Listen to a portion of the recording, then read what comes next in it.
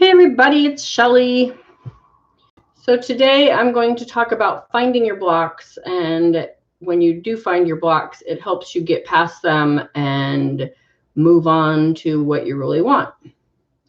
So in the process of law of attraction, you have to change your programming. And where does your programming come from and when does it happen?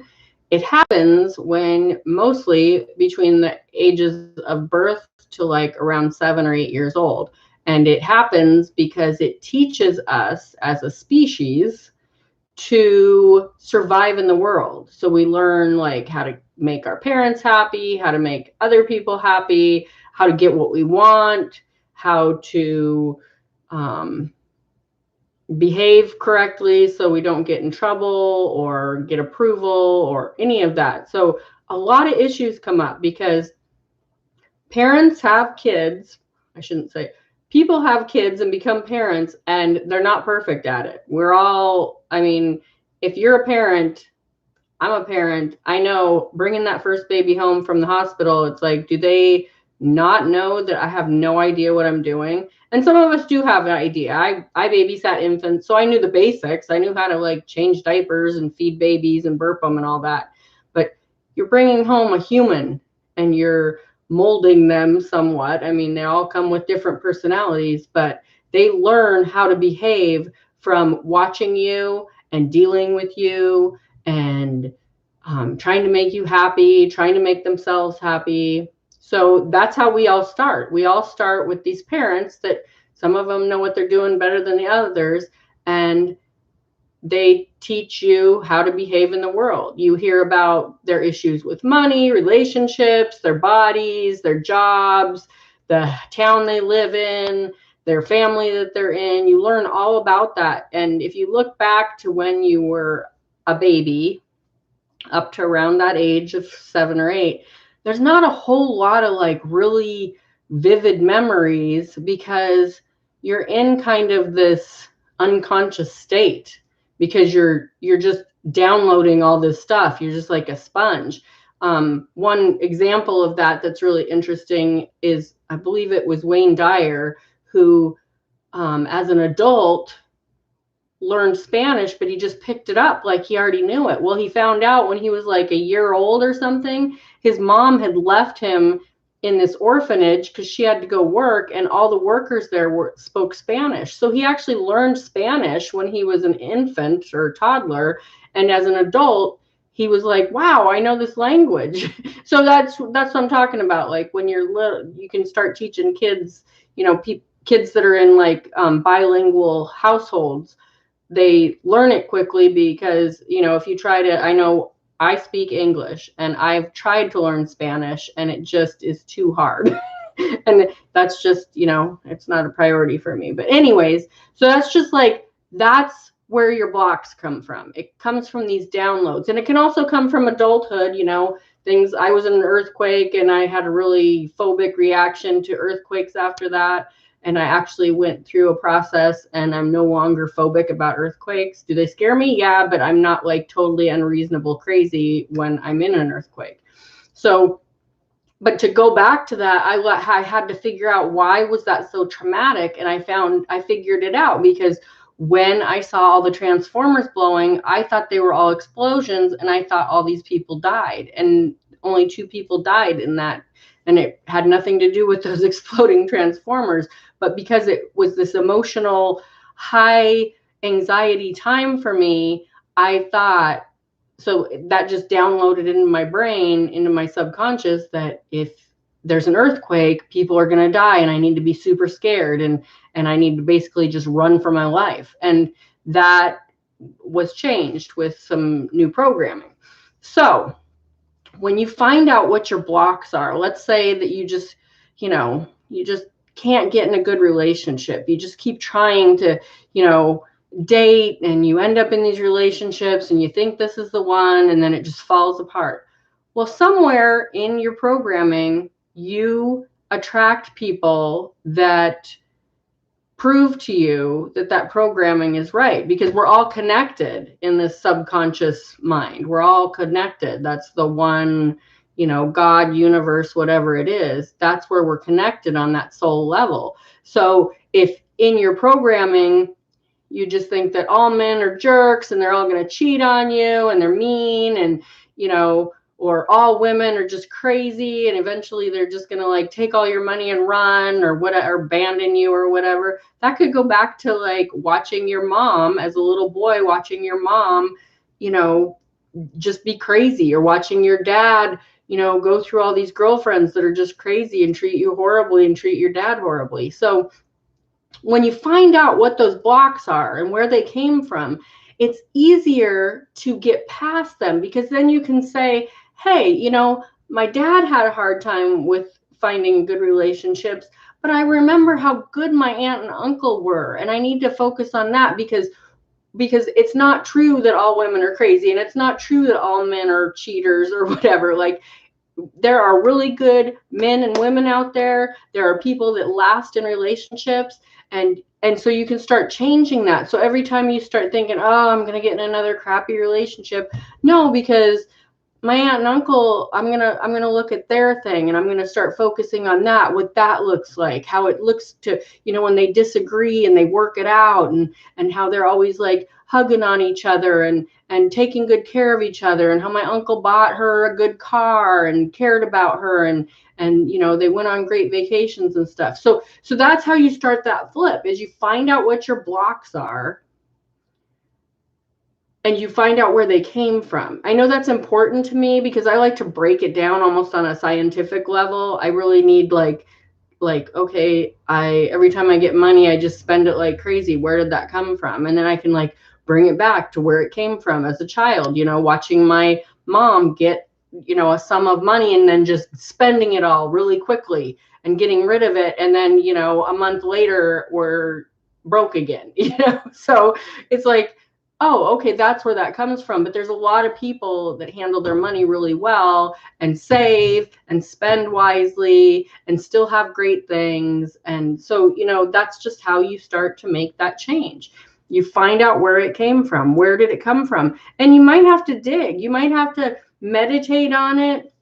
You might have to do some writing about it. There's different exercises you can do. You can look up on YouTube, like, where did my blocks come from, and find all kinds of information on that. You can read books about it.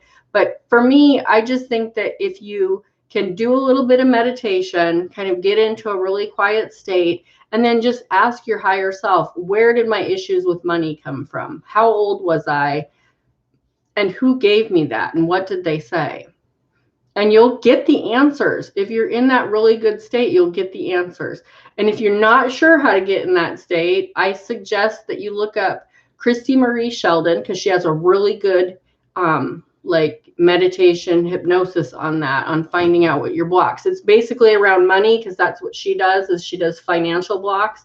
But it will really help you. You just kind of get into the state of just relaxing. You bring your soul out of your body, and then out of your house, and then out of your town. You just bring your soul around the whole universe, and you just connect with everything. And then you just go, self, higher self, universe, where did I get this money block? Where did I get this relationship block? Where did I get this block that I am overweight all the time, or whatever? And then just be quiet, and the first thing that comes in will be your answer. And it's worked for me with my money blocks. Right now I'm working on my body and my issues with that. I'm if you want to know what I'm doing, I've always tried low carb, because I know when I do low carb, I lose weight, I feel better. But I'm also a foodie. I love food. I love sweets. And every time I would like fall off the wagon with my low carb, I would just pig out on carbs and be like tired and groggy for days and have a stomach ache. And I was just like, you know what? I'm just going to look up law of attraction for weight loss and just see what comes up. And so a few things came up with Esther Hicks / Abraham Hicks. So I listened to those, and it's true. It's like, we all know those people that can eat cake when you go out to eat, and eat a burger and have a couple drinks and they're skinny and they're in shape and they don't work out all the time and they don't diet, but they just love food and they just don't pay attention. They just do what they enjoy. And I'm just like, wow, that's a real, like, that's how I was. Like, so many people that are overweight as adults are like, oh, I was an overweight child. And it's like, I wasn't. Up until I was like 21, 22, I could eat whatever I wanted and I stayed the same size. I would, like, I could eat a half a gallon of ice cream every day and I wouldn't have gained weight. And now it's a different story. I'm 49. I've had 2 kids. You know, I gained like 65 pounds with each pregnancy. That was Marley's 18 now. He just turned 18. That's my youngest. So it's not like I have like, oh, I need to get rid of this baby fat. This has been hanging out with me for years. And so I ran across this woman and she was talking about how she lost 70 pounds effortlessly without diet or exercise. And everybody can say, oh my God, that's crazy. Like, what pill did she take? And she admitted she was overweight as a child. She'd tried everything that came down the pike. She'd tried pills that made her super hyper. She'd tried starving herself. She tried fasting, all these different things. And she finally ran into someone that was like intuitive eating. And I was like, wow, that sounds good. So basically what it is you just get quiet with yourself before you eat and you just go, okay, these are my choices right now, whatever you have in the house or wherever, whatever restaurant you're at. These are my choices. What sounds like the best thing for me right now? For my taste buds, for my body, for my mind, what sounds like the best thing for me right now? And then that's what you eat. And then you have to get to a point where you start letting go of the guilt of what you just ate and the thoughts of whether that was good food or bad food. You just eat until you feel full and then you let it go. And sometimes you're going to overeat and you're not going to feel good and you're going to be like, okay, next time I'm not going to do that. But you don't beat yourself up, because that's where the stress and anxiety, which leads to fat, holding on to fat, because when you're stressed and anxious, your body goes into fight or flight mode and you stop burning, you know, fat, because it's like, oh, we got to hang on to that because we might need it for later because we're stressed out. And are we starving, or is the T-Rex going to get us or whatever? So I've only been doing this for a couple days. I'm not an expert at it, but I just know in the last 3 days, I have felt better than I have in a long time. And I have just been going back and forth with low carb, eating whatever I want. I do intermittent fasting, which I'm going to keep doing anyways, but I'm even not going to be super strict with myself with that. I'm just going to do what feels best. And sometimes it might be a big salad and sometimes it might be a burger and fries. And I'm just going to enjoy that. So we'll see where that takes me. But you know, it comes from watching. I watched my mom diet up and down and try all these different things and walk for, you know, an hour and a half a day and eat nothing but Slim Fast drinks and, you know, go low carb and then not eat at all and all these different things. And I watched my, you know, several women in my family yo-yo with their weight, and they're like, oh, that's just how it is. After you have kids, you just go up and down in weight and it's just the way it is. And it's like, you get that programmed into your head. Okay, well, the women in my family are overweight, so that's where I just got to be. And it's not true. You can change your relationship with food, and it doesn't have to be a hardcore diet, and it doesn't have to be working out for hours a day. So again, find your blocks, find where those came from, and that helps you get past those blocks, because then on a conscious level, you realize that's not what is really happening here. This really can be different. And as you start thinking differently, you start changing that programming. Oh yeah, people can be skinny and eat what they want and feel good about it. I have an aunt, and she is vegetarian, but every once in a while she eats some salmon and stuff, but she, you know, eats dairy and eggs and everything. And she is in her 60s and she does yoga every day and she meditates every day and she just eats what she wants. She eats what feels good for her.